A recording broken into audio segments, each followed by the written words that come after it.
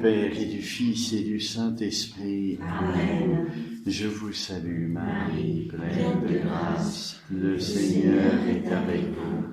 Vous êtes bénie entre toutes les femmes, et Jésus, le fruit de vos entrailles, est béni. Sainte Marie, Mère de Dieu, priez pour nous pauvres pécheurs, maintenant et à l'heure de notre mort. Amen. Notre-Dame de la sagesse et de la paix, Priez pour nous. Notre Père Saint-Jean, Priez pour nous. Père et du Fils et du Saint-Esprit. Amen.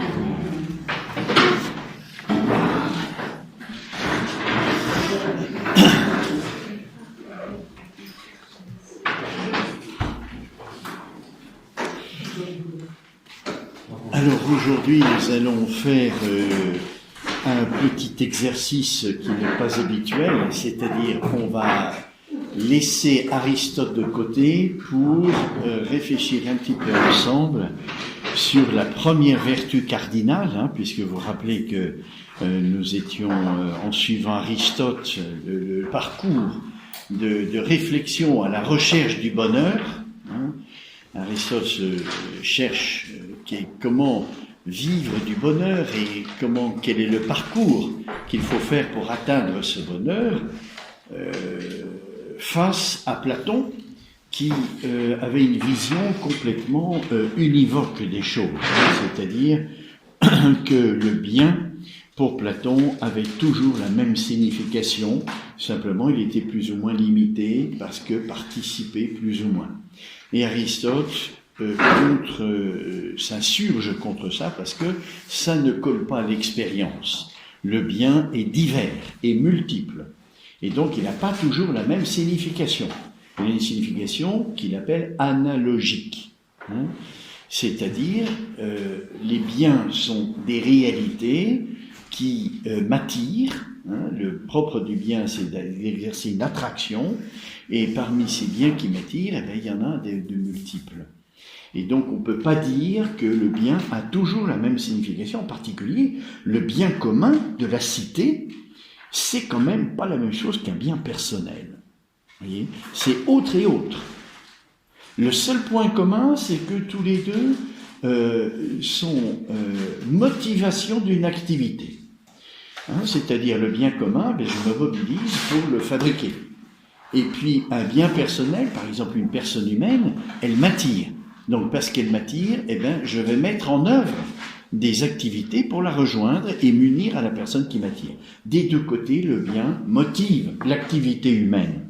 Mais c'est autre et autre. Vous voyez ? Un bien de l'activité artistique, par exemple, une œuvre d'art, elle m'attire pas parce qu'elle existe, c'est moi qui la fais exister en la produisant. Donc une personne humaine, ça s'impose à moi. Je suis attiré que je le veuille ou que je ne veuille pas. Mais pas tout le monde, c'est telle ou telle personne. Voilà. Donc le bien, on a une connaissance du bien qui est analogique, autre et autre. Et à partir de là, il se pose la question, vu la multitude des biens, et que le bonheur est certainement un bien qui m'attire, personne ne désire ne pas être heureux, tout le monde cherche le bonheur. Mais ce bonheur, il est différent pour les uns et pour les autres. Alors, y a-t-il un bonheur qui soit le même pour tous ? Et Aristote, par un petit raisonnement, montre que oui. Sans être chrétien et sans la foi, sans la Bible, rien du tout. Il montre que oui, à cause de la nature humaine. Et le bien ne peut être que quelque chose qui m'épanouit. Mais m'épanouit au sens fort, c'est-à-dire me faire grandir dans ma personne humaine. Donc, forcément, c'est un bien spirituel. Parce que ce qui est plus élevé dans la nature humaine, c'est l'esprit. Ça ne peut pas être un bien sensible. Donc, c'est un bien spirituel, et ce qui va élever le plus la vie de l'esprit, c'est-à-dire un bien spirituel qui va être le bien ultime, sans savoir encore trop qu'est-ce que c'est que ce bien ultime, mais ça sera certainement un bien spirituel. Et le parcours pour y arriver, vu la lutte et le combat qu'on a pour y arriver, réclame des activités qui soient parfaites. Parce que des activités imparfaites n'atteignent pas le bien. Vous voyez ? De là, la nécessité des vertus. Les vertus qui sont des dispositions qui permettent d'avoir des activités parfaites, c'est-à-dire qui atteignent le bien. Elles sont parfaites parce qu'elles rejoignent le bien. Alors nous en sommes arrivés là. Vous voyez, nous avions commencé d'étudier ce que c'est que la vertu en général. C'est une médiété, c'est-à-dire un juste milieu, et ça c'est ce qu'Aristote appelle la règle, un juste milieu entre deux excès. Un excès en trop et un excès en moins. Et il y a un juste milieu qui me permet d'atteindre ce que je veux, ce que je vise. Parce que si je suis en excès d'un côté ou de l'autre, je ne peux pas atteindre le bien que je veux. Et pour la recherche du bonheur, eh bien, c'est la même chose. Il faut que j'ai des activités qui me permettent de mobiliser toute ma vitalité tendue vers ce bien et pas me disperser à droite et à gauche en excès ou en défaut. Alors, la vertu est une médiété, et cette médiété, elle est découverte petit à petit par l'intelligence pratique. C'est-à-dire, dans l'expérience, je vois ce qui m'aide, ce qui me permet d'atteindre ma fin, et ce qui m'empêche. Quand je suis en excès, je mange trop, eh bien après, je dors dans la digestion et je ne peux plus faire ce que je voulais faire. Donc, je vais manger juste ce qu'il faut pour me redonner des énergies et je sois capable de travailler après. Et que je m'endors pas. Donc, c'est l'intelligence pratique qui, par l'expérience, va découvrir quel est le juste milieu. C'est le rôle de la prudence. La prudence va, par l'expérience, découvrir le juste milieu entre des excès. Alors, nous n'avons pas encore étudié la prudence, mais Aristote parle, la première vertu dont il parle, c'est le courage, c'est-à-dire ce que nous appelons la force. Parce qu'il y a en nous ce qui le fait le plus obstacle à découvrir et à parcourir le chemin pour atteindre la fin, ce qui fait le plus obstacle en nous, c'est la vie sensible. La vie spirituelle, d'intelligence, chercher la vérité et aimer, si on n'est pas arrêté, freiné par des activités qui ne nous conduisent pas au bonheur, mais qui nous conduisent à des satisfactions personnelles, eh bien, on n'y arrive pas. Donc, il faut absolument qu'il y a toute une partie de notre vitalité qui se perd dans des choses qui sont inutiles. On fait tous l'expérience de perdre du temps, de faire des choses qui ne nous conduisent pas là où on voulait, parce qu'on est attiré, on est séduit par quelque chose, et puis hop, on s'y jette. Vous voyez, alors il y a tout un aspect de notre vitalité à régler parce que c'est un peu anarchique. Ça part dans tous les sens. Et qu'est-ce qui fait ça ? Eh bien, c'est notre vie sensible. C'est notre vie sensible qui nous fait partir dans tous les sens. Et la vie sensible, elle est parfois confondue avec un aspect spirituel. Par exemple, l'imagination et la pensée. L'imagination, je peux penser avec l'imagination. Et je crois que c'est l'intelligence, alors que c'est l'imagination. Donc il y a des confusions possibles. Et comme l'imagination fait partie de la vie sensible et que c'est elle qui est l'obstacle majeur pour cheminer spirituellement vers ce bien ultime, qui sera spirituel sans doute, vous voyez, c'est pas commode, parce qu'il faut arriver à discerner ce qui dans ma vitalité est propre de la vie spirituelle et ce qui est propre de la vie sensible qui risque toujours de m'écarter. Alors c'est pas de rejeter la vie sensible, c'est pas ça. La vie sensible, elle est bonne. Si j'ai pas de vie sensible, je ne peux pas vivre spirituellement. Pour connaître, j'ai besoin de voir, de toucher, de sentir. Donc je me sers tout le temps de ma vie sensible, tout le temps, elle est bonne. Mais elle peut, alors au plan chrétien, on sait le pourquoi. Le philosophe, il sait pas pourquoi, il constate. Il constate que la vie sensible, ça part dans tous les sens. Mais il sait pas pourquoi. Nous, on sait. C'est le péché originel. Le péché originel fait qu'il y a une désharmonie en nous entre la vie spirituelle et la vie sensible. Et donc la vie sensible a tendance à se développer pour elle-même. Si on ne s'écoutait pas, la gourmandise ferait qu'on deviendrait dépendant des bonnes choses. Des gâteaux, du chocolat, de tout ce que vous voulez. Et donc, on sent bien qu'il y a en nous cette tendance à dégringoler. Et si on n'avait pas... alors au plan chrétien, on est soutenu par la foi et la vérité qui vient de Dieu, donc on sait mettre des limites. Mais si on n'a pas ça, c'est encore plus difficile. Pour quelqu'un qui n'a pas la lumière de la parole de Dieu, c'est plus difficile. Alors il va souffrir. Parce que si on devient dépendant de choses qui ne nous font pas grandir, mais qui nous emprisonnent, ça fait souffrir. Alors il va réagir, il va dire non, là je me suis trompé, il faut que je rectifie, etc. Donc il y a tout un travail à faire pour l'agir humain, qui est un agir moral, éthique, pour régler toute cette partie anarchique et la mettre au service de la vie spirituelle. Ce qui est possible de faire, puisqu'il y a des personnes qui sont très bien arrivées. Alors, je vous avais dit qu'aujourd'hui, on parlerait un peu du courage et de la force. Et je ferai ça pour chaque vertu cardinale. Pas seulement la force, mais la tempérance, qui est la deuxième vertu cardinale, et puis la troisième, la justice et la prudence. C'est 4 vertus cardinales. Pourquoi on les appelle cardinales? Parce qu'elles sont principales. Cardinal, ça veut dire principal, c'est-à-dire ça commande toute une série d'autres vertus. On va le faire un peu pour la force. Vous allez voir quelles sont les vertus que ça commande. C'est-à-dire si j'acquiers la force, eh bien, il y a toute une palette d'autres vertus que j'acquiers par le même fait, qui sont dépendantes les unes des autres.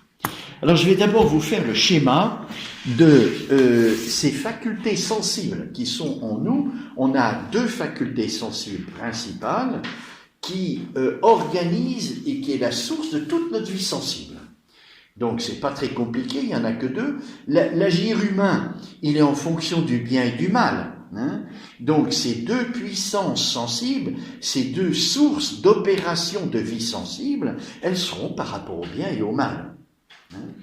Alors vous avez d'un côté, je vous l'avais fait une fois, mais je vous le redis pour mieux situer où se trouve la force. Vous avez d'un côté l'irascible et de l'autre côté le concupiscible.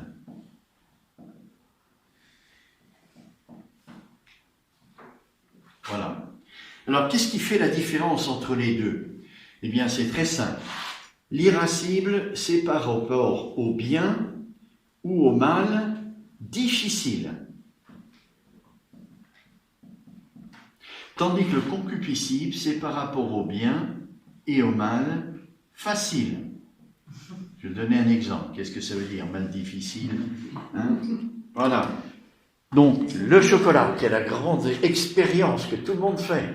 Le chocolat, si je l'ai sur la table et puis qui me semble tout à fait bon, c'est un bien facile. Je peux le prendre et le manger. Donc, ça relève du concupiscible, parce que c'est un bien facile. J'aime le chocolat pour pas qu'on va faire des belles boîtes de chocolat, mais je l'approuve plus. Ça devient un bien difficile. Ça suscite en moi l'irascible. C'est un bien difficile, je ne sais pas où il est. Et ça me met en colère, parce que je ne le trouve pas. Voilà, alors il y a des actes de ces 2 facultés sensibles. Il y a en tout 11 actes. Il n'y en a pas 36 000, il y en a 11. Alors, je vais vous les décrire. Du côté de l'irascible, vous avez l'audace par rapport à un bien difficile. Il faut que je sois audacieux pour dépasser l'obstacle. L'espoir, qui n'est pas l'espérance. Et de l'autre côté, vous avez la crainte par rapport à un mal difficile, je crains. Le désespoir quand je vois qu'il n'y a pas de solution. Et puis, un acte qui est commun aux 2, c'est la colère. Oui, alors, l'audace et la crainte, ce sont des actes de l'irascible qui sont intérieurs en moi. Je vois un bien difficile, il faut que je sois audacieux. Audacieux pour aller au-devant. Ou un mal difficile, eh bien, je le crains, je vais fuir. Là, ça me donne l'espoir, si je suis dans l'audace, je vais avoir l'espoir d'atteindre le bien difficile, et si je n'y arrive pas, ça me met en colère. Vous voyez, la colère, c'est face au bien difficile que je n'arrive pas à avoir, ou au mal difficile que je subis. la colère. Hein.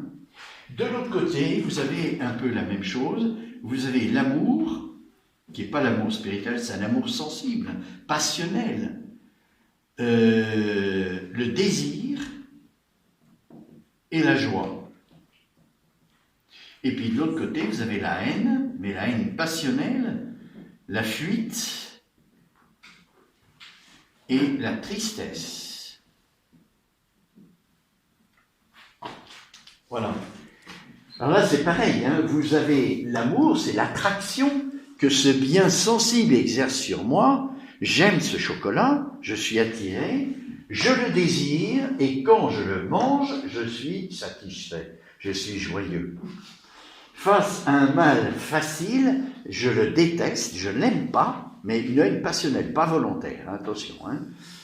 La fuite, donc, c'est pas un péché, hein, parce que c'est un mal, et le mal, je ne dois pas l'aimer. Hein. Je fuis ce mal que je n'aime pas, et si je suis obligé de le subir, eh bien, je suis triste. Voilà. Ce sont 11 actes de notre vie sensible. Il n'y en a pas d'autres. Cherchez bien, vous verrez. Hein. On peut tous, les autres actes de la vie sensible, les ramener à un de ceux-là. Alors, les excès, eh bien, il y en a des excès. Vous voyez, par exemple, la colère. La colère, je peux me mettre en colère de façon terrible, terrible, hein, et excéder des choses au point que ce n'est plus humain. Ce n'est plus humain, c'est bestial. Alors, pourquoi on dit c'est bestial? Parce que c'est la vie sensible ici. Hein. Et la vie sensible, les animaux l'ont. Les animaux, ils ont des passions aussi. Ça, c'est les facultés, c'est-à-dire les puissances, facultés sensibles, il y en a deux, hein, irascibles et concupiscibles. Ce sont les puissances capables d'opérer, c'est-à-dire de poser des actes. Les actes, ce sont ceux-là, hein, ça, ce sont les actes de ces puissances. Une puissance est une capacité d'opérer, de poser un acte. J'ai l'intelligence, je cherche la vérité. J'ai la volonté, je fais un acte volontaire. Voilà. Donc, dans la vie sensible, il y a deux facultés sensibles capables de poser des actes, et ces actes, ce sont ceux-là, les 11 actes. Alors, il peut y avoir des excès. Vous voyez, des excès de colère, des excès de tristesse, des excès de joie, des excès de haine, des excès... Enfin, pour chacun, il peut y avoir des excès. Alors, comme je vous le disais tout à l'heure, c'est l'intelligence pratique qui va découvrir avec l'expérience quelle est la règle pour que les actes que je pose me conduisent au bien que je désire et ne m'en écartent pas, me rendent pas la vie impossible. Alors, la grande vertu, et ça c'est une vertu, hein, l'influence de l'intelligence sur la vie sensible pour la rectifier, hein, pour lui donner la juste mesure. Alors, la vertu ici, c'est la vertu de force, pour les racines, et ici, c'est la vertu de tempérance.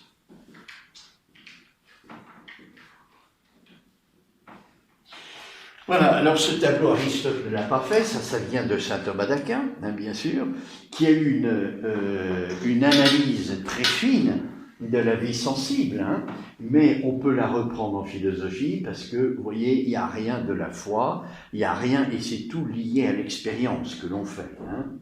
Donc la force, ça va me permettre d'avoir l'audace, l'espoir et la colère juste, pour le bien. Pour le bien. Pareil, la crainte, le désespoir, la colère. Alors, si on veut parler de la force en philosophie, puis après, nous verrons la prochaine fois la tempérance. Il reste deux vertus cardinales, la justice et la prudence. La justice, elle ne va pas rectifier la vie sensible, mais la vie spirituelle de volonté. La volonté peut poser des actes en excès. Hein? La justice va régler les actes de volonté pour que les rapports personnels soient des rapports ajustés, que ce soit des rapports vrais. Vous voyez, je peux dominer une personne, c'est de l'injustice. Vous voyez, ou ne pas lui vouloir le bien, c'est de l'injustice, je suis responsable. Hein. Donc la justice va régler les actes volontaires pour les rapports entre les personnes. Donc c'est une vertu de la volonté, pas de la vie sensible. Hein. Et puis il y a la prudence, alors, qui est la vertu générale, qui va gouverner toutes les autres vertus. C'est-à-dire, force, tempérance et justice vont dépendre de la prudence, puisque la prudence va fixer le juste milieu. Quand j'arrive à fixer le juste milieu de mon irascible, eh bien, ça s'appelle la force. Vous voyez, la force, c'est pas autre chose que la prudence dans l'irascible. Voilà. C'est l'intelligence pratique qui va régler l'irascible pour être fort. Et pareil, la tempérance, c'est pas autre chose que la prudence dans le concupiscible. Vous voyez, qui va régler un peu le concupiscible qui fait que j'ai une vie désordonnée. Mais aussi du côté irascible, je vais avoir une vie désordonnée. Hein. Alors, si on veut parler de la force ici, en philosophie, où est-ce qu'on la voit le mieux, la force? Eh bien, on la voit le mieux là où elle se manifeste le mieux. Et là où elle se manifeste le mieux, c'est la colère. La colère, c'est visible. Voyez? Donc, si je veux analyser un petit peu quel type de personnalité crée en moi la force, mais une vraie force, alors il faut que je regarde la colère, parce que c'est là où c'est plus visible. Alors la colère, c'est quoi? Eh bien la colère me manifeste que j'ai en moi une vitalité extraordinaire. C'est-à-dire, quand je me mets en colère, hein, c'est mais une colère, vous voyez, qui n'est pas rentrée, hein, une colère qui s'exprime. Il peut y avoir des colères rentrées aussi, hein, c'est évident. Mais la colère qui s'exprime, elle est visible, celle-là. Alors la colère me manifeste que j'ai en moi une vitalité impressionnante. Impressionnante, parce que quand je me mets en colère, alors la colère, elle peut monter et être excessive. Et quand elle est excessive, qu'est-ce qui se passe? Ben, je détruis tout, je casse tout. Vous voyez? Et donc c'est pas une solution, parce que si je brise tout, eh bien je m'empêche d'abord, ça rend la vie impossible pour les autres. Hein. Une personne qui est colérique, c'est très difficile à vivre. Et en plus, je ne peux pas atteindre mon bien parce que je brise tout. Voyez, une colère excessive, ça va pas du tout. Alors, quels sont les motifs pour lesquels je me mets en colère? Qu'est-ce qui me met en colère? Eh bien, ça dépend de chacun. Mais il y a quand même quelque chose qui est commun à tout le monde, c'est l'injustice. Quand je subis l'injustice, pourquoi l'injustice? Parce que l'injustice, c'est quelque chose qui me touche dans mon amour-propre. Et l'amour-propre, ça me colle à la peau. Hein, c'est-à-dire, c'est l'amour de moi-même. Et c'est normal, on doit s'aimer soi-même. Et quand je suis lésé dans le bien que je suis à moi-même, là, ça me touche personnellement de façon très profonde. Subir l'injustice me met en colère. Alors, il y a des injustices qui sont justifiées, et il y a des injustices qui proviennent de valeurs que je me suis fabriquées, qui ne sont pas justes. Vous voyez ? Et du coup, je me mets en colère pour des choses qui ne sont pas très justes. Hein. La colère, vous voyez, elle peut être juste, mais elle peut être tout à fait injuste. Hein. Et puis, il y a des colères qui sont suscitées par des bricoles. Vous voyez, on est encore en retard. C'est toujours la même chose. Et pourtant, j'ai dit qu'il fallait être à l'heure, et on n'est jamais à l'heure. Et ça m'énerve. Vous voyez, et on peut se mettre en colère pour des motifs qui sont complètement stupides, qui sont très secondaires. Alors, on verra tout à l'heure, là, il y a une question d'éducation. Hein? La colère, le petit enfant, il en a tout le temps. Hein? Il a une force vitale en lui, il se met tout le temps en colère. Parce que c'est le seul moyen, que comme c'est visible, de s'exprimer. Il ne sait pas parler. Donc, qu'est-ce qu'il fait? Il se met en colère pour attirer l'attention. Il y a quelque chose qui ne va pas. Il subit une souffrance, il subit un mal. Donc, il se met en colère, il avertit comme ça. C'est le seul moyen. Mais la première éducation, ça va consister justement à apprendre l'enfant à calmer sa colère. Vous voyez? Et non pas la supprimer, comme pour l'adulte. Hein? La vraie force ne consiste pas à dire « Oh ben, je m'en fous ». M'en fous finalement, ça n'a pas d'importance. Vous voyez, faire ça, c'est tuer l'irascible.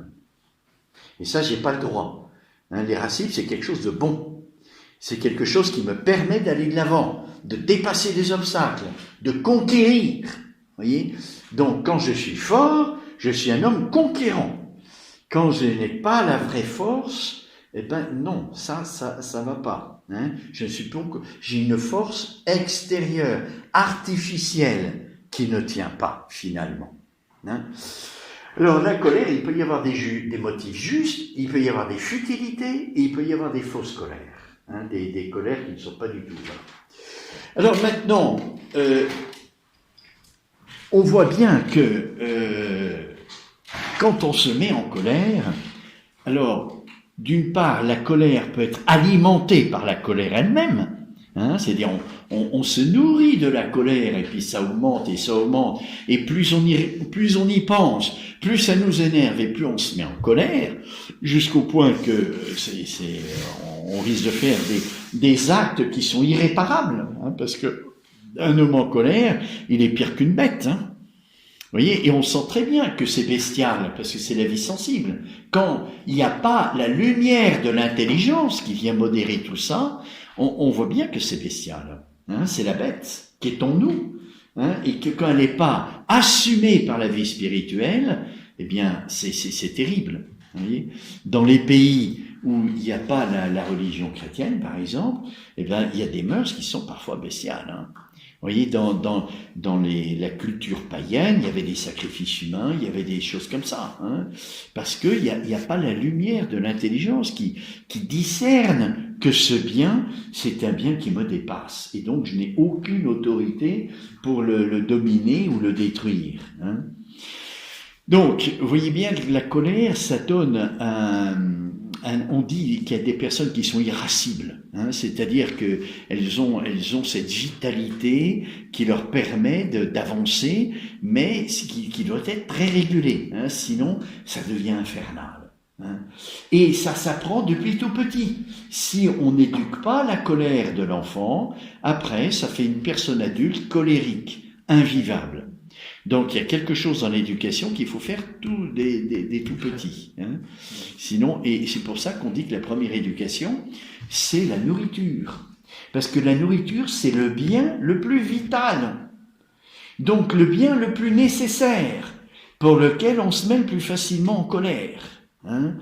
Quand vous n'avez pas votre nourriture, eh bien vous pouvez vous mettre en colère, hein, parce que c'est un bien vital. C'est tellement vital, il est substantiel. Et donc l'attachement à ce bien, c'est une question de vie ou de mort. Hein. Et donc toute la puissance que j'ai de la vitalité par rapport à la nourriture, c'est voilà, ça peut être très très fort. Hein. Alors. Il y a aussi l'aspect donc du sujet, celui qui se met en colère. Eh bien, figurez-vous que c'est pas la même chose pour l'homme et la femme. Une femme en colère, c'est plus violent qu'un homme. Pourquoi ? Parce que la femme est naturellement plus affective que l'homme. Et comme il s'agit ici de la vie sensible affective, quand une femme se met en colère, c'est plus qu'un homme. C'est très curieux. Et la manière de dépasser la colère, elle est très différente chez l'homme et chez la femme. Chez l'homme, ça sera plus la raison. Il va dépasser la colère, et chez la femme, c'est plus par l'amour. Elle va dépasser la colère par l'amour. Tandis que chez l'homme, il y a des exceptions, hein, je suis d'accord. Mais en général, c'est un peu comme ça. Vous voyez ? Parce que l'homme, alors ça au plan chrétien, on le sait pourquoi, hein, l'homme a été fait par Dieu pour travailler. Donc pour travailler, il faut penser un petit peu, il faut prévoir, etc. Et la femme a été créée par Dieu pour l'amour. Et donc, elle est plus affective et elle va dépasser la colère par l'amour, sûrement. Tandis que l'homme, c'est par le raisonnement, la rationalité. Hein. Alors, vous voyez, les fausses colères, c'est quand on veut dominer le mal qui n'est par une motivation qui n'est pas juste, qui n'est pas bonne. Voyez, quand on veut dominer le mal, par exemple, par le devoir, est-ce que le devoir et l'obligation, ça me permet d'avoir une vraie force ? Eh bien non. C'est pas mal pour un enfant, hein, parce que l'enfant, il n'est pas encore capable de découvrir la vraie motivation de la force. Et la vraie motivation de la force, c'est l'amour. Voyez, c'est l'amour du bien. L'amour du bien fait que je mesure mon irascible. Voyez, et toute cette vitalité qui est en moi, au lieu de l'utiliser pour détruire, je vais l'utiliser pour le bien. Voyez? Donc là, il y a un choix de vie ou de mort. C'est-à-dire cette force qui est en moi, cette force vitale, soit je l'utilise pour détruire, et parfois il faudra l'utiliser pour ça, parce qu'il faut que je détruise le mal, mais parfois ça peut être catastrophique. Donc il faut que je l'oriente vers le bien, toujours vers le bien. Et ça c'est l'amour. Une vraie force vient de l'amour. Une force artificielle ne vient pas de l'amour, n'est pas motivée par l'amour. Mais elle peut être motivée par une règle, par un devoir. C'est déjà pas mal, mais c'est pas suffisant. Parce que le jour où la règle ou le devoir tombe, le jour où je prends mon autonomie, eh bien c'est fini. La force, il n'y en a plus. Vous voyez, et je fais des excès. Donc là aussi, dans l'éducation, ça va être difficile, parce que l'enfant, on l'éduque d'abord par la règle, par l'exemple, par le devoir. Parce qu'il ne connaît pas l'amour, donc il ne peut pas se régler à avoir une vraie vertu de force. Il ne peut pas. C'est pas possible. Donc il faut commencer à lui donner une expérience de ce qui est bon pour lui, pour que petit à petit, il comprenne que ce qu'on lui a demandé de faire le fait grandir. Vous voyez, et là, alors là, c'est un autre volet dont on peut parler, puisque la passion est liée au corps, la force va prendre des visages différents selon qu'on est enfant, selon qu'on est adolescent, jeune adulte, plus vieux ou vieillard. La force n'aura pas la même couleur, oui. Pourquoi l'enfant ne connaît pas l'amour? Il connaît un amour, mais un amour qui est instinctif au point de départ. L'amour spirituel, il ne le connaît pas. Pas au point de départ. Parce que pour avoir un amour spirituel, il faut être attiré par un bien spirituel et le reconnaître.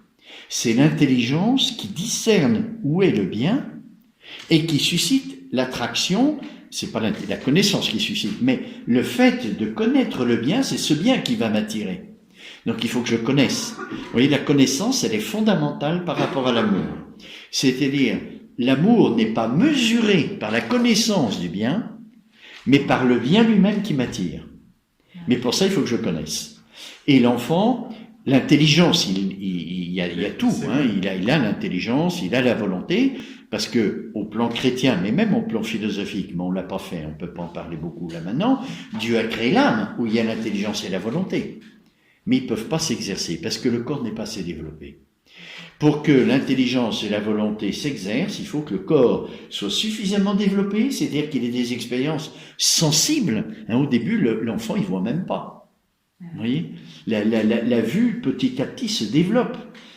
Et il faut qu'il fasse une expérience sensible plus forte pour que l'intelligence s'éveille. Et l'amour, vous voyez, et l'intelligence s'éveille, on le sait quand?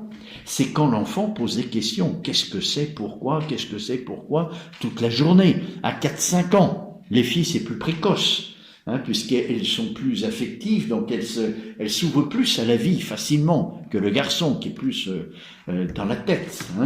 Donc, elle pose des questions, qu'est-ce que c'est, pourquoi. La question, c'est l'appétit de l'intelligence qui veut savoir. Donc, on repère que l'intelligence commence à s'éveiller dans l'enfant quand il pose des questions. Qu'est-ce que c'est, pourquoi? Et c'est pas n'importe quoi comme question, Qu'est-ce que c'est, pourquoi? C'est la recherche de la cause explicative les plus profondes. Le pourquoi, ça cherche la finalité. Et il n'y a pas de lumière plus forte que celle-là. Surtout dans l'agir humain. C'est le bien qui m'attire ultimement, qui m'éclaire pour toute ma vie. Quand j'ai découvert le bien qui m'attire, eh bien, je peux cheminer. Vous voyez? Et plus le bien est élevé, plus ça éclaire toute ma vie. Voilà. Donc la question du pourquoi. Et du qu'est-ce que c'est. C'est voilà, cette réalité, qu'est-ce qu'elle est? C'est quoi exactement? Oui, l'appétit de l'intelligence qui veut connaître, qui veut savoir. Alors ça, c'est 4-5 ans. Et dans l'éducation de l'enfant, comme je vous l'ai dit plusieurs fois, il y a des étapes. La première étape, c'est celle-là au début, l'enfant, il vit dans l'imaginaire, hein, et on le voit parce qu'il joue tout le temps. Donc il est dans l'imaginaire, parce que l'intelligence n'est pas encore éveillée, donc il joue tout le temps, il est dans l'imaginaire. Petit à petit, il y a des pointes où on voit qu'il y a quelque chose qui se réveille, vous voyez. Et puis après, cette période d'interrogation, arrivé à l'adolescence, il va se rendre compte qu'il peut prendre des décisions non plus selon ce que ses parents lui disent de faire, mais selon ce qu'il a compris. Et c'est légitime, il ne faut pas avoir peur de ça. C'est le premier pas de l'autonomie. Hein, quand il sera adulte, il sera autonome. Et l'autonomie, c'est la capacité de discerner entre vrai, bien, vrai, faux, bien, mal. Quelqu'un qui est capable de faire ce discernement, il est autonome, parce qu'il peut s'orienter dans la vie. Vous voyez ? Donc, la croissance de l'enfant jusqu'à l'âge adulte, c'est de le rendre autonome. Et la force joue beaucoup là-dedans, dans l'éducation. D'abord, du côté de celui qui exerce l'autorité. Du côté de celui qui exerce l'autorité, il faut qu'il y ait une distance. S'il n'y a pas de distance, ça devient très difficile. Parce que l'aspect affectif fait qu'après, on est tellement proche qu'on n'arrive plus à lui donner des ordres. On n'arrive plus à lui commander, parce qu'on est trop proche. Donc il faut maintenir, et là il faut de la force. Il faut de la force pour maintenir la distance. Vous voyez ? C'est pas facile, parce que quand on aime les personnes, même les personnes à qui on commande, eh bien l'amour fait l'union, hein, fait le rapprochement. Et quand on a l'exercice de l'autorité, on peut pas faire ça trop. Il faut que l'amour soit beaucoup plus spirituel, parce que si l'amour est trop sensible et il y a une trop grande proximité, on peut plus commander. Alors, il faut de la force pour commander, et il faut de la force pour obéir. Parce que pour obéir, si je ne vois pas le bien qu'on me demande de faire, si je ne vois pas le bien, ça m'apparaît comme une injustice. Et je me mets en colère. Donc, il faut, pour obéir, avoir beaucoup de force, parce que on peut me demander de faire des choses qui sont complètement alors à l'opposé de ce que j'aurais souhaité, de ce que j'aurais imaginé, de ce que j'aurais... Vous voyez, il faut beaucoup de force. Hein ?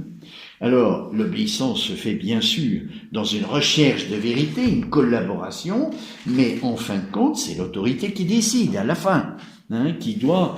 Voilà, l'autorité a une vue plus large que celui qui obéit, parce que celui qui l'obéit, il a sa vue propre à lui.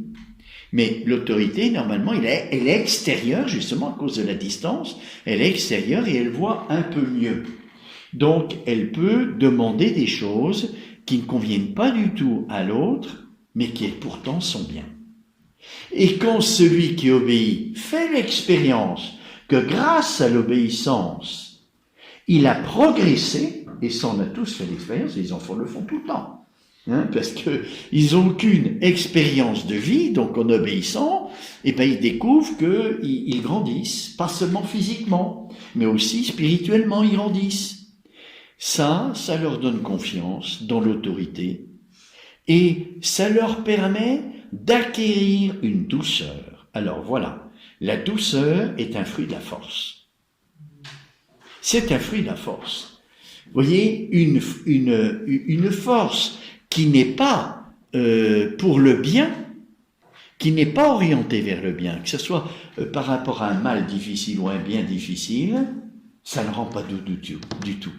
Vous voyez ? Mais quand l'enfant fait l'expérience qu'en obéissant, il grandit, il se libère, il devient plus autonome, il devient plus... Et c'est le but de l'éducation, hein, c'est de rendre l'enfant autonome, dans le sens, non pas qu'il fasse ce qu'il veut, mais qu'il soit capable de discerner entre vrai, faux, bien, mal.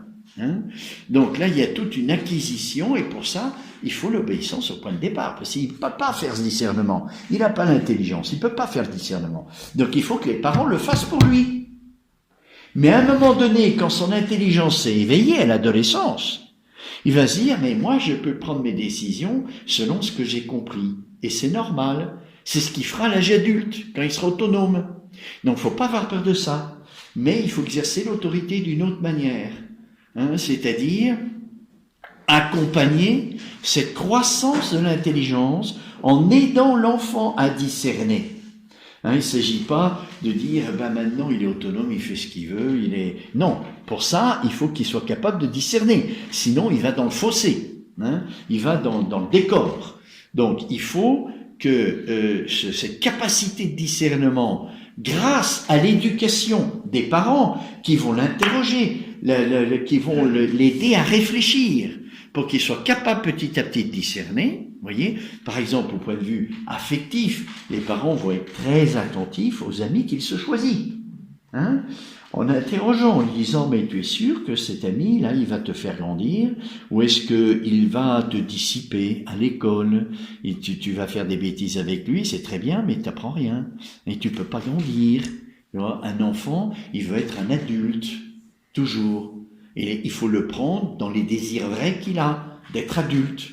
Et donc, il faut qu'il ne se disperse pas, mais qu'il mette toute sa capacité vitale à apprendre, à aimer. Alors, il faut qu'il choisisse des amis, il faut lui apprendre à choisir des amis qui vont le faire grandir, et pas qui vont le tirer vers le bas. C'est tellement facile de se laisser séduire par des gens qui vous donnent des satisfactions sur le moment, mais qui vous font pas grandir. Les parents, ils savent ça, parce qu'ils en ont fait l'expérience. Et ils apprennent ça à l'enfant, en l'interrogeant. Quand il devient adolescent, il faut l'interroger, ses amis, quels sont-ils? Pas faire l'inquisition. Parce que s'il fait l'inquisition, il va se mettre en retrait, et puis il va dire, non, moi on me domine, on me contrôle, je veux pas. Mais parce que vous vous intéressez à sa vie, vous l'aimez, donc vous vous intéressez, et vous l'interrogez, en montrant que vous l'aimez, c'est parce que vous l'aimez, que vous l'interrogez, vous intéressez à lui, donc vous lui posez des questions. Et petit à petit, vous l'aidez à réfléchir, pour qu'il arrive à bien discerner, à bien grandir. Voilà.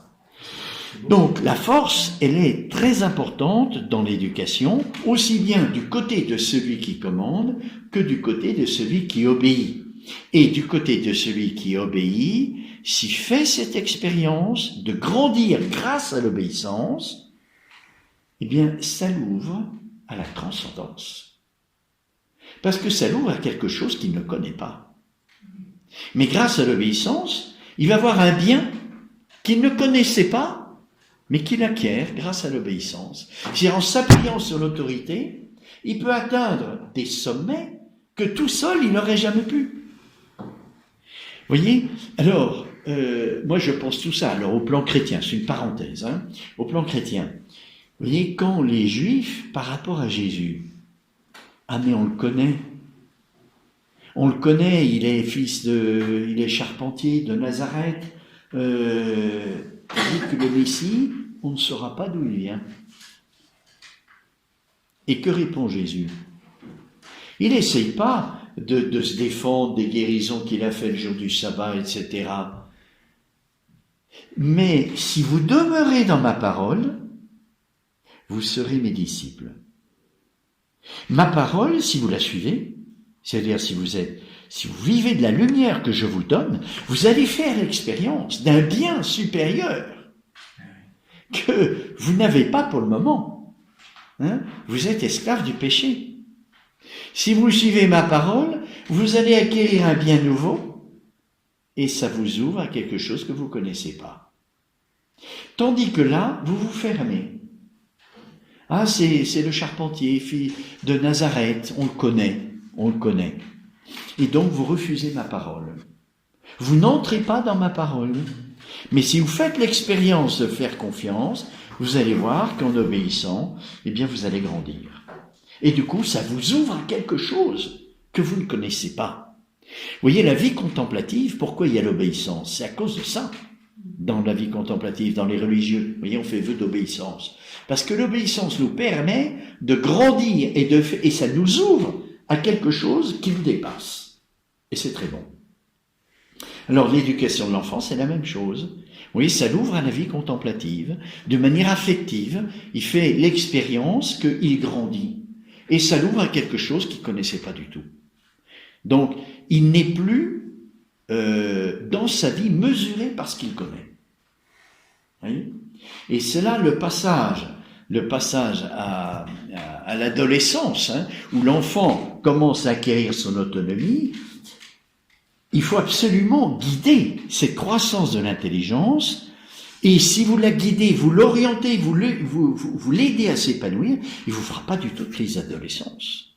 Pourquoi il y a une crise d'adolescence? Parce que le seul moyen pour acquérir l'autonomie, c'est de se confronter aux parents, de s'opposer aux parents qui sont trop directifs et qui l'empêchent d'être autonome. Mais si j'accompagne bien la croissance de l'intelligence, il ne fera jamais de crise d'adolescence. Vous voyez, donc la force ici, la vraie force, eh bien, ça nous permet de non seulement d'accompagner la croissance de l'enfant, mais de le rendre fort, lui aussi.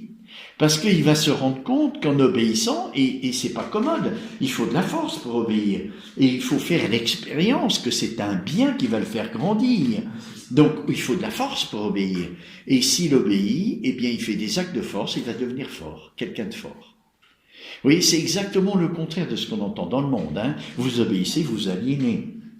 Vous aliénez, vous entrez dans une dépendance qui vous empêche d'être vous-même. Vous voyez, vous aliénez votre liberté, alors que c'est exactement le contraire. C'est exactement le contraire. Je me développe et je développe mon autonomie. Alors, un fruit, c'est la douceur. Ça, c'est sûr. Hein, la douceur, il faut être fort pour être doux. Si je ne suis pas obéissant, je ne suis pas doux, je suis rebelle. Hein? Et les enfants qui n'ont pas de douceur, c'est des enfants qui... où il y a eu quelque chose dans l'éducation qui ne s'est pas fait. Mais ça, on jette la pierre à personne, parce que quand soi-même on n'a pas été éduqué, on ne peut pas transmettre ça. C'est pas possible. Vous voyez, une fausse force n'est pas douce. Oui, la force d'un stoïcien qui fait tout à la force du poignet, c'est pas doux. C'est pas doux. Il va être rugueux. Il va être avec des pics comme ça. Qu'est-ce qui fait la douceur? C'est le bien, c'est l'amour qui rend doux. Hein? C'est l'amour qui donne cette souplesse. Alors, quand la force est motivée par l'amour, cette expérience du bien que je ne connaissais pas, mais en obéissant, je grandis, je m'affermis, eh bien, ça permet un rapport entre les parents et les enfants qui est un rapport de douceur. Vous voyez? Et c'est très important. Alors, après, je vous disais que les colères, merci beaucoup, les colères elle évolue, plutôt la force, elle évolue, elle prend des couleurs différentes selon les âges. Oui, l'enfant, c'est très instinctif, c'est très, comment dirais-je, c'est très impulsif, si vous voulez. Hein. Mais au fur et à mesure que l'enfant grandit, il commence à savoir dominer sa colère, et petit à petit, les colères sont de plus en plus ciblées. Les colères des adultes, elles sont très ciblées. Hein, ce sont des lieux où, alors si c'est pas des colères justes, hein, ce sont des lieux où ils n'ont pas été éduqués, où ils n'ont pas fait d'efforts. Alors il y a et on sait très bien, et les épouses savent ça par rapport à leur mari, c'est qu'il y a des thèmes qu'il faut pas toucher, hein, sinon ça c'est la colère qui explose tout de suite. Hein. Alors qu'est-ce qu'elle fait? Elle détourne l'attention. On va faire autre chose. Ouais. On détourne l'attention, on fait un transfert pour que le mari... Et surtout, ne donnons pas des arguments bêtes, parce qu'alors là, la colère, elle explose. Hein, plus on donne des arguments qui ne sont pas des vrais arguments et qui sont bêtes, alors ça augmente la colère et ça la nourrit. Hein, et alors là, on sort tout son vocabulaire. Hein. Là, il n'y a rien qui échappe. Hein. Tout le vocabulaire qu'on a, il sort. Hein. Bon. Alors, vous voyez, donc, voilà, la douceur. Alors, il faudrait parler aussi, donc, quand l'enfant grandit, la force devient une force de conquête. Hein. Un jeune est conquérant, et sa force, elle sert à conquérir. Alors c'est drôle, hein, parce que la force d'un jeune qui est conquérant, c'est pas du tout la même que la force d'une personne plus âgée. Parce qu'une personne plus âgée, elle manque de force. Donc la conquête, elle diminue. Et la force change, elle devient plus intérieure. Oui, la conquête, c'est extérieur, et puis alors on est aidé, hein. On est aidé parce que les victoires nous aident à être forts, hein, et on continue. On est motivé, et puis on est vraiment, c'est quelque chose qui nous stimule, et on va de l'avant, etc., etc.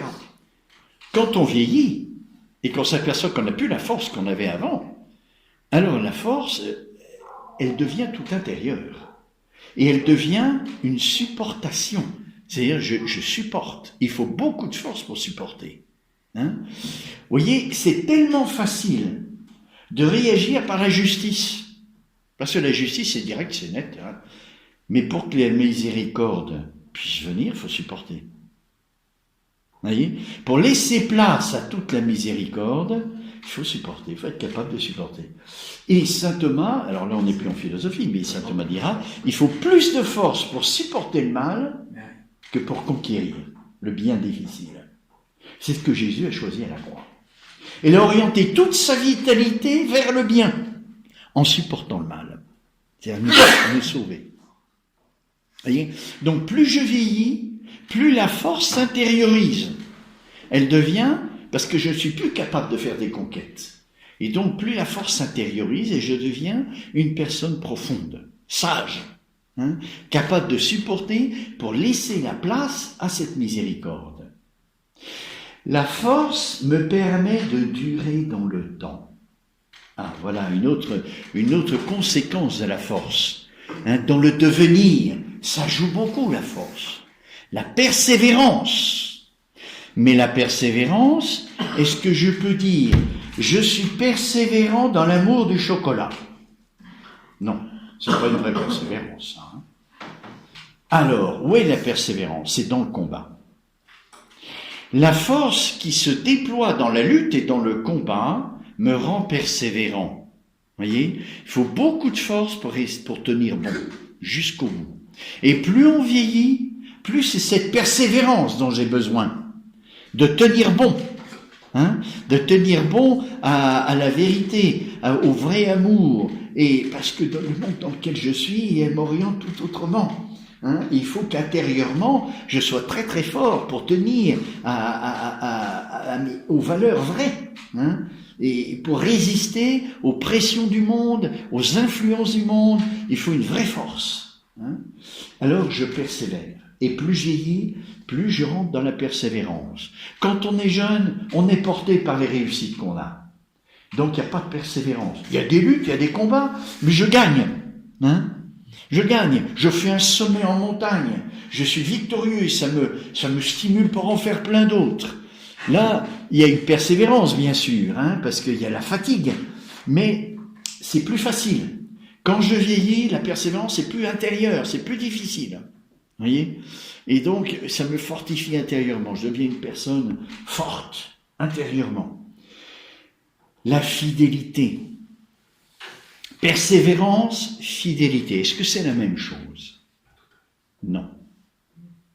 Parce que la fidélité, je peux l'avoir sans la lutte. J'aime, je suis aimé, je suis fidèle, il n'y a pas trop de lutte. La persévérance est vraiment le caractère de la force dans le combat spirituel. Vous voyez ? Être persévérant, tenir jusqu'au bout. Vous voyez ? Voilà, donc, vous voyez, la force donne des physionomies personnelles qui sont visibles, hein, mais parfois, plus on vieillit, moins c'est visible. Hein, et ça donne des personnalités sur lesquelles on peut s'appuyer, vous voyez, qui sont des vraies personnalités. Et il y a des fausses douceurs, à la mollesse par exemple, hein, c'est pas une vraie douceur, ça manque de force, vous voyez. Il y a des fausses forces, comme la force stoïcienne, hein, qui au point de départ est bonne, mais à un moment donné, il faut grandir. Hein. Il faut acquérir une vraie force, qui est basée sur l'amour et pas seulement sur la règle et le devoir. Eh bien, c'est pareil, il y a des fausses douceurs, hein, et des fausses forces.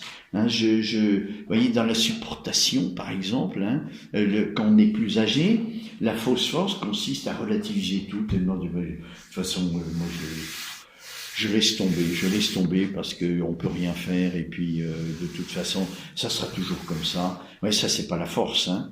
On a l'impression de l'extérieur qu'il supporte, mais en fait, il laisse tout tomber et il glisse et il tombe. Vous voyez, la force nous maintient debout.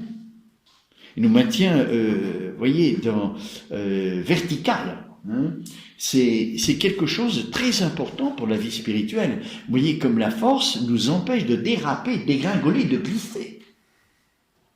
On a besoin de ça. C'est vital pour nous. Bon, eh bien écoutez, je crois que je vais arrêter parce qu'aujourd'hui, donc c'est les rameaux et donc on doit se retrouver à 10h30 là-bas, le temps d'y aller. Hein. Et puis, de toute façon, on a déjà passé le temps. La prochaine fois, comme on l'a abordé dans Aristote, on regardera la tempérance, hein, comme on a fait là pour la force. Et regardez, qu'est-ce que représente la tempérance dans une personnalité humaine, hein. Bon, vous avez vu un petit peu ce que se pouvait être la force, hein, et on fera la même chose pour la tempérance. Voilà.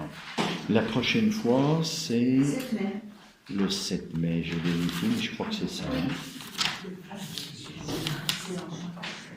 Voilà, 7 mai. Alors après avoir vu la tempérance, nous retournerons à Aristote pour voir comment il introduit la justice et la prudence, et puis on fera pareil pour la justice et pour la prudence. Hein. Voilà. Merci beaucoup. Du Père, du Fils et du Saint-Esprit. Amen. Gloire soit au Père, au Fils et au Saint-Esprit,